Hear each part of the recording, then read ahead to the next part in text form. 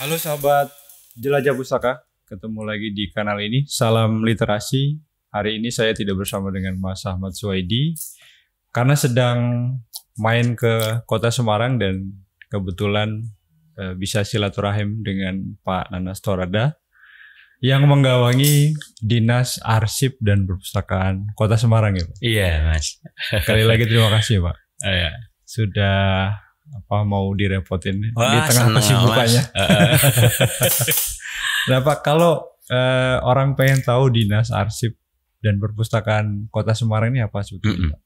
Ya Mas, kebetulan sejak Februari saya diamanai oleh Pak Wali Kota ya, Pak Endra Rupiati, Pak Endi. Ya. Sebagai PLT Mas. Oh PLT, oke. Iya, sebenarnya saya masih di staf wali kota dengan PLT ya. Nggak tahu sementara nanti atau gimana juga nggak tahu ya. Pokoknya nunggu perintah aja Pak ya. Siap Pak yang ngikuti Pak Wali ya.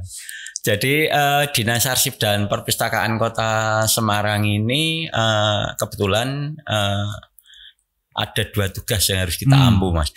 Di dua urusan itu. Yang pertama kearsipan, yang kedua tentang perpustakaan. Untuk yang kearsipan, kita itu sebagai arsip senternya kota, pemerintah kota. Jadi semua arsip pemerintah kota yang sudah layak atau secara retensi arsip sudah harus masuk ke gedung arsip ini, itu kita akan dikirim di sini, akan kita simpan di sini. Kemudian terkait perpustakaan, yang jelas kan tugas literasi itu juga yang tadi dengan salam literasi itu. Kemudian yang kedua kita juga ada perpustakaan umum ya kota. Provinsi ada perpustakaan wilayah, kita ada perpustakaan umum ya. Kalau berbicara perpustakaan umum, layanan kita tentu ada dua. Yang satu bisa datang langsung, yang kedua melalui internet ya Mas. Online. Online ya. Gitu. Artinya ini fungsi perpustakaannya seperti dengan fungsi perpustakaan pada umumnya, orang bisa datang baca buku di sini dan atau membawa pulang untuk pinjam ya Pak ya. Iya betul. Kalau dari koleksi berapa sih Pak buku yang ada di sini? Ya koleksi kita itu sekitar 134.000 Mas. Wow. Ini kan baru pindah ya, baru 2 Mei pada waktu hari jadi Kota Semarang kita pindahkan. Dulu Mas Danar ke sana itu di Gedung Pandanaran. Sekarang kita pindahkan ke kawasan komplek Kecamatan Banyumanik ini. Kebetulan di sini ada gedung arsip di lantai 2. Lantai satunya kita gunakan untuk perpustakaan ya. Dan koleksi 134 itu dari berbagai jenis buku Mas ya. Termasuk di perpustakaan kita tidak hanya koleksi buku secara fisik, tetapi buku digital ya. Oh, buku digitalnya ada? Iya ada ya.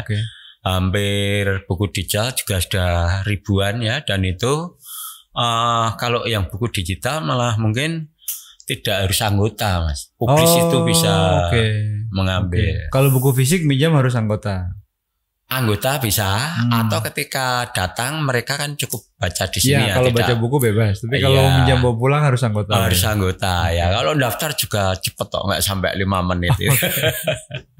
Nah kalau bicara soal tadi literasi Pak ya, apa saja sih yang sudah Pak Nana dan teman-teman di sini lakukan untuk mendorong literasi di masyarakat, khususnya di Kota Semarang? Ya memang tugasnya kalau perpus itu ada 2 Mas. Itu untuk peningkatan indeks gemar membaca. Yang kedua indeks literasi. Indeks literasi itu kita capai dengan banyak cara sebetulnya ya. Salah satunya misalnya kita kemarin belum lama ini kita ngadakan itu Mas, festival literasi virtual. Karena pandemi. Iya, karena pandemi. Festival literasi virtual yang dulu itu festival buku ya. Sekarang kita ganti menjadi festival literasi virtual. Kebetulan pesertanya juga cukup banyak, 140 peserta ya.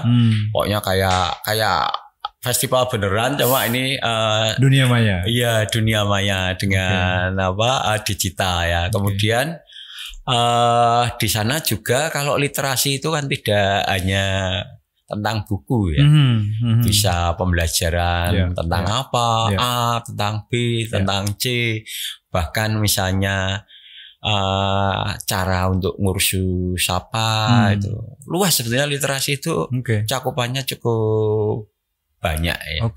Nah, Pak, kalau saya lihat di luar itu kan ada mobil-mobil pintar tuh. Iya. Itu apakah memang menjadi perpustakaan keliling di Kota Semarang ini atau? Iya, betul Mas. Kebetulan kita tadinya punya 4. Kemudian dari Rotary memberikan sumbangan satu lagi 5. Sayangnya pandemi ini kan kita tidak boleh ada pengumpulan massa.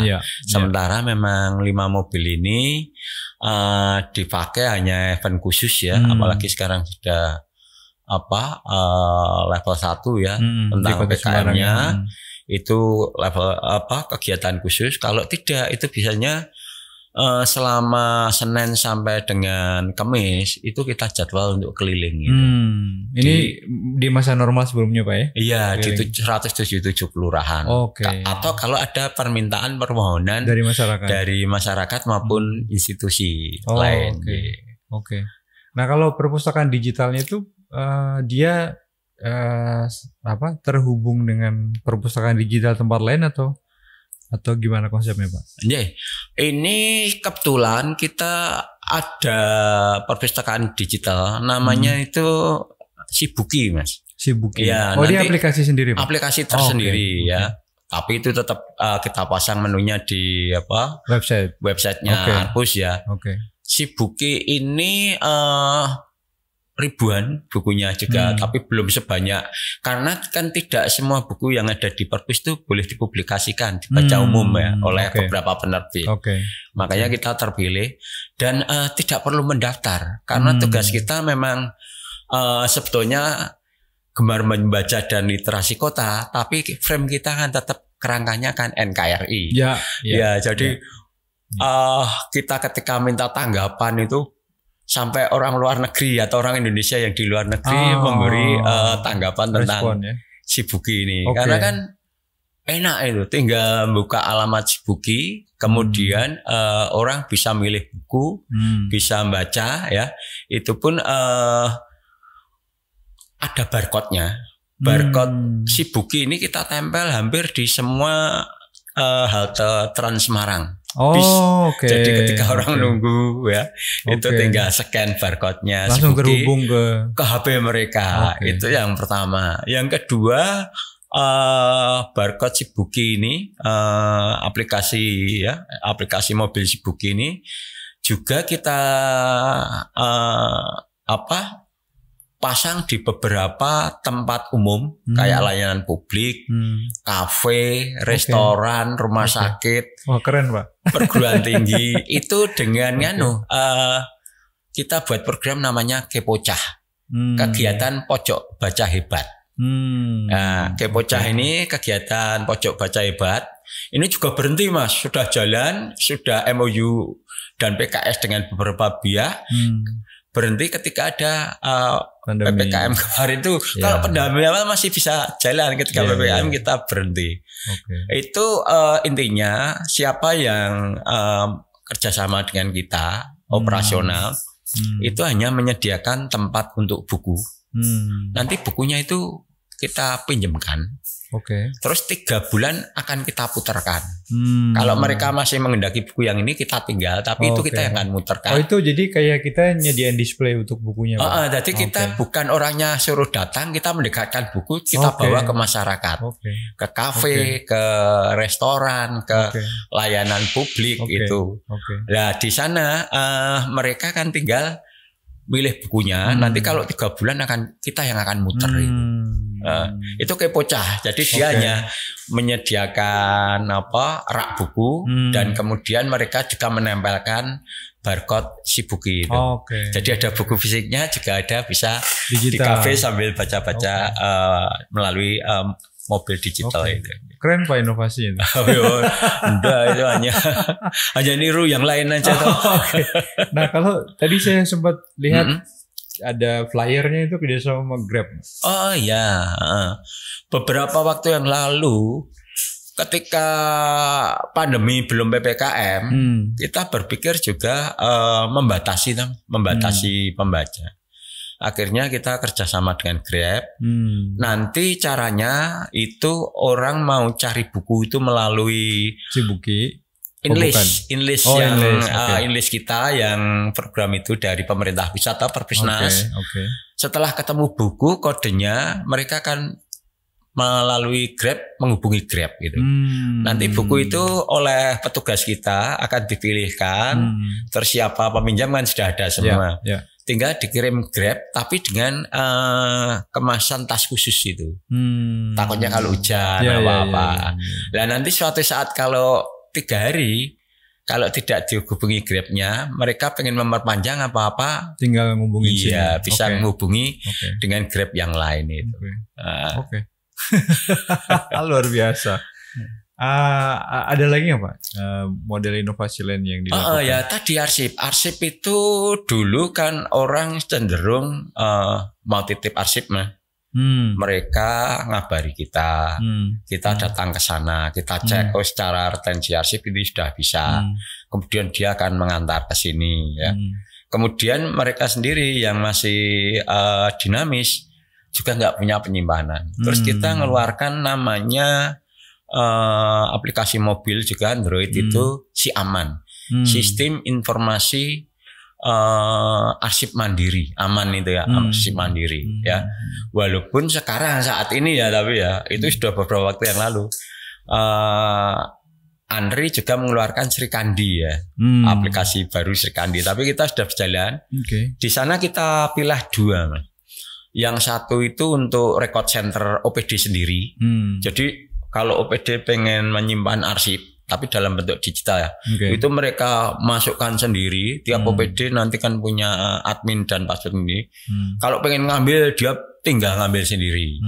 Yang kedua itu baru di arsip center di kita. Kalau mau titip arsip center di kita, tetap perlakuannya kayak tidak online, tetapi harus melalui online, harus ngabari. Nanti kita akan dikabari kapan toh kita mau ngecek ke sana.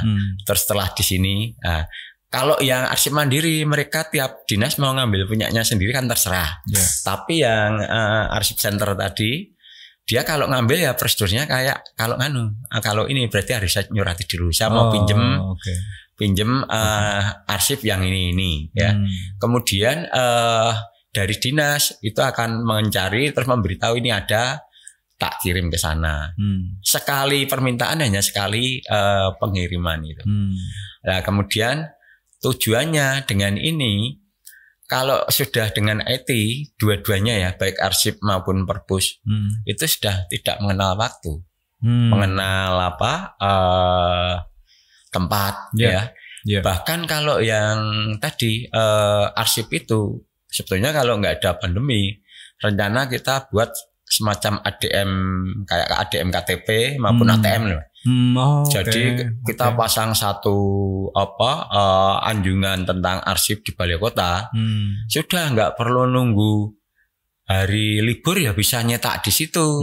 Kalau orangnya pergi berarti bisa di situ. Lah dengan aplikasi ini ternyata luar biasa itu mengaktifkan atau mereform ya birokrasi yang tadinya pinjam arsip harus ada orangnya.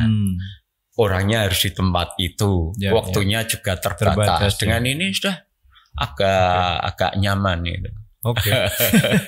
Nah ini Pak kalau balik ke perpustakaan Pak ya. Ini kan di Semarang juga banyak perpustakaan yang dimiliki oleh kampus gitu ya. Betul. Dan saya nggak tahu apakah ada lembaga lain yang juga punya perpustakaan pribadi gitu ya. Pengetahuan Nah ini gimana? Apakah sudah upaya untuk menghubungkan koleksi-koleksi buku di antara perpustakaan-perpustakaan yang ada di Kota Semarang? Ya? Jadi sebetulnya sebelum pandemi Mas, pandemi ya ini ya, sebelum awal pandemi itu kita sudah mengumpulkan koordinator perpustakaan, perpustakaan perguruan tinggi, asosiasi perpustakaan, pustakawan, termasuk perpustakaan sekolah, perpustakaan kelurahan. Waktu itu kita sudah akan men-setting kalau bisa itu 1 kartu anggota bisa masuk kemana pun. Ya. Sementara ini akan ada PKS karena MOU Kota dengan Unika sudah ada, Universitas Katolik juga Pranoto. Kita akan melakukan menjajakan PKS dengan Perpus Unika itu, ya baik, tapi tidak dalam kerangka perpustakaannya aja, tetapi dia punya micro learning MOC, kita akan pakai, kita install di servernya pemerintah kota. Dan ini baru penjajakan setelah level 1 kemarin itu, baru kita lanjutkan lagi. Kepocah ini mau lanjutkan dan rencana tanggal 1 nanti ini kita buka 1 November perpusnya kita perpustakaan ini ya tapi dengan filter tetap tetap masih dengan kontrol prokes yang tetap ketat dia harus terdaftar sudah vaksin. Yang kedua prokesnya kita ikuti semua, artinya tetap peduli lindungi itu ya pakai barcode ya. Nah di area perpustakaan itu Pak, di ruang baca kalau tadi saya lihat juga ada co-working space itu tujuannya untuk apa Pak? Co-working space itu kan kadang misalnya ini contoh praktis, ada mahasiswa Undip, dia cari referensi di sini, untuk membandingkan atau apa, mereka bisa membuka akses perpustakaannya mereka di sana, jadi bisa nyandingkan buku yang ada di sini dengan itu. Kemudian co-working space ini juga bisa digunakan ketika ada acara-acara webinar tentang literasi maupun kearsipan. Kan kadang mereka di kampus atau di mana takut komunikasinya itu terputus online-nya atau jaringannya kurang bagus. Kalau di sini kan jaringannya sudah di-support oleh Diskominfo ya. Cukup besar. Sudah tidak ada problem. Artinya juga termasuk penyediaan akses wifi gratis Pak ya di sini? Gratis ya, bahkan di area ini gratis semua. Termasuk ada tempat studio Mas. Studio mini kayak Twitter. Ya bagus nanti kalau itu bisa digunakan untuk umum terkait untuk kegiatan literasi dan kearsipan. Gratis juga bisa nyetel biskup-biskup tentang zaman dulu atau tentang bedah buku itu bisa di situ juga. Berarti kalau mau bedah buku, ngobrol soal bisa yang berkaitan dengan literasi bisa dipakai di sini. Sebetulnya tidak literasi dan tidak kearsipan kita juga. Karena kalau intinya mengedukasi orang itu ya literasi kan cakupannya itu luas sekali. Topiknya bisa apa aja Pak. Ketika ngomongkan dengan tarian ya, literasi itu juga mengajar nari, mengajar apa itu jadi literasi semua gitu. Nah kalau Pak Nanang lihat level literasi lah ya di masyarakat. Itu kan kalau dari kajian, dari riset itu kan kita termasuk negara yang sebetulnya literasinya terlalu baik ya.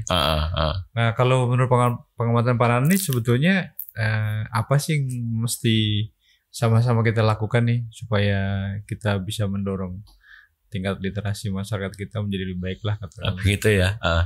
Yang pertama Mas, sebelum masuk ke situ, yang pertama sebetulnya kami juga pengen bertanya ini hasil riset apapun ya, itu terkait sekarang dengan banyaknya online banyaknya daring, apakah hasil itu sudah mempresentasikan bahwa literasi di Indonesia rendah?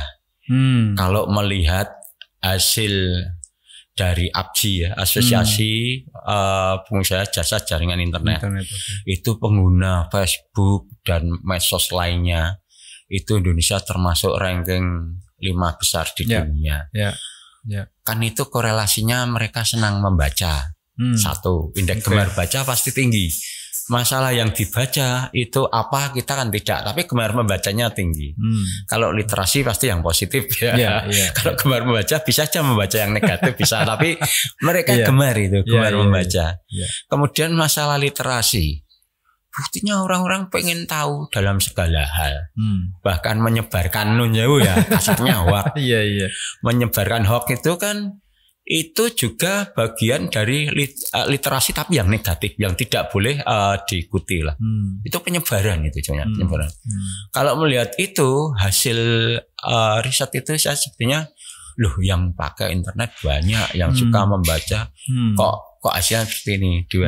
Terus yang kedua ya itu tadi salah satunya untuk menggelorakan gemar membaca dan meningkatkan literasi, kita harus lebih masif lagi mendiseminasikan program-program terkait literasi. Yang kedua juga sosialisasi. Yang ketiga membuat kegiatan yang kayak tadi Kepocah itu kan menggerakkan orang untuk literasi. Ya, walaupun nanti dari sekian keinginan mereka itu saya senangnya yang ini sebenarnya. Itu kita dekatkan ke masyarakat. Ya, artinya memang proaktif mendatangi betul, tempat-tempat publik ya. Termasuk masang barcode di halte itu kan sebenarnya kita menggerakkan orang untuk belajar, untuk mau membaca.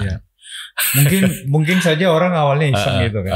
Tapi kan habis itu lama-lama bisa jadi kemudian suka sama buku. Kalau sama sekolah Pak, sekolah-sekolah itu ada nggak program spesifik yang dilakukan oleh? Jadi kalau yang perpustakaan itu sebetulnya seluruh perpustakaan yang ada di kota itu kami harus melakukan layanan terhadap mereka. Entah dalam bentuk apapun tapi memang ada keterbatasan kewenangan. Tapi kalau kita layanan tetap ngurusinya itu ngurusi perpustakaan, termasuk perpustakaan kelurahan, perpustakaan sekolah, ya. Bahkan kalau Bintek, misalnya Bintek kemarin terakhir ada Bintek pedoman pengolahan buku, atau pedoman pengelolaan perpustakaan. Yang kita undang, yang diutamakan perpustakaan kelurahan, perpustakaan sekolah, ya, perpustakaan perguruan tinggi, semua kita ajak sampai 4 periode, 4 kali sesi itu karena pengen semua yang pengelola perpustakaan termasuk perpustakaan masyarakat. Ya, bahkan perpustakaan masyarakat kita ada yang pinjamkan VR biar untuk bisa keliling kampung. Di sini di Budak Payung itu. Ya, maksudnya motor yang roda 3 itu? Iya, mereka biar keliling. Itu dalam kerangka kita membantu mereka selain ini ya bis, agar mereka juga ikut aktif siar terkait perpustakaan. Dan baca ya. Saya sebenarnya ketika masuk sini juga salut itu sama teman-teman perpustakaan masyarakat dan kelurahan. Itu betul-betul ketika kita adakan sosialisasi Kepocah tadi, wah antusias dan mereka itu memang menjiwai bener ya. Memang bener tulus ya. Iya. Nah, karena kalau ini kan tadi Pak Nana bilang 1 November sudah mulai dibuka. Mudah-mudahan kita ini ya terus bertahan di situasi yang relatif aman ya. Lebih baik teman. Ya. Nah itu rencana ke depan apa Pak yang mau dilakukan? Apakah yang tadi tertunda itu tetap mau dijalankan, misalnya kerjasama sama kampus, sama interlink sama perusahaan kampus, sama kegiatan-kegiatan ke masyarakat? Iya, sebetulnya waktu bulan Maret sebelum hari jadi itu kita sudah mengidentifikasi apa yang akan kita rencana aksi yang pengen kita lakukan dengan sudah ngajak rakor berbagai pihak pemangku kepentingan perpustakaan. Yang pertama sebenarnya kita pengen membuat asosiasi pustakawan tingkat kota dulu. Asosiasi pustakawan itu kita tidak hanya tenaga pustakawan, tetapi tenaga perpustakaan juga boleh ikut ya. Karena tidak semua perpustakaan itu memiliki asosiasi pustakawan itu. Kayak yang di masyarakat di kelurahan jarang, tapi mereka malah ahli-ahli mungkin. Itu asosiasi yang pertama. Kemudian setelah ada asosiasi, baru mau kita ajak mereka membuat one kartu. Satu kartu bisa digunakan untuk masuk yang perpustakaan manapun. Terus yang ketiga, kita ingin nanti berbagi tentang jurnal atau buku-buku online yang kalau digabung satu kota itu menjadi bank buku yang luar biasa. Okay. Misalnya contohnya gini Mas, di kita ada jurnal internasional tentang A. Ini Unika punya B. Kalau sudah saling berbagi kan sana jadi punya AB, kita juga bisa lihat AB. Betul. Kalau ada satu lagi, jadi tidak jurnal internasional itu per tahun kan hampir 200 juta. Nah itu kalau kita gabung dari berbagai jurnal internasional maupun buku online yang punya 10, 20, 30 gabung dan yang tidak memiliki koleksi jurnal internasional buku online juga bisa melihat. Terus keren, juga akan membuat semangat atau menarik daya tarik masyarakat. Karena akan melihat satu kota itu anggotanya sekian ribu. Atau bahkan ratusan ribu bisa kalau seluruh ini bisa saling berhubung. Cuma kemarin kendala PPKM banyak sebenarnya macam-macam yang kepocah. Kemudian duta buku. Duta baca ya. Kemarin kita sempat ada lomba itu lomba puisi. Ya saya sempat lihat-lihat di Instagram dan lomba puisi, terus lomba duta baca, gemar membaca, itu yang bagus. Terus pemilihan duta baca ya, ada yang terkait literasi lah kita lombakan, termasuk untuk siar tentang literasi. Mantap. Terima kasih banyak Pak Nana informasinya. Meski obrolan kita sangat singkat tapi ya sangat insightful. Sukses terus. Amin. Mudah-mudahan ke depan semakin berkembang nih. Ya, insya Allah harusnya gitu. Dan tujuan akhirnya literasi masyarakat kemudian. Iya, gemar membaca dan literasinya. Oke. Sekali lagi matur nuwun. Ya, sama-sama Mas Danar. Terima kasih.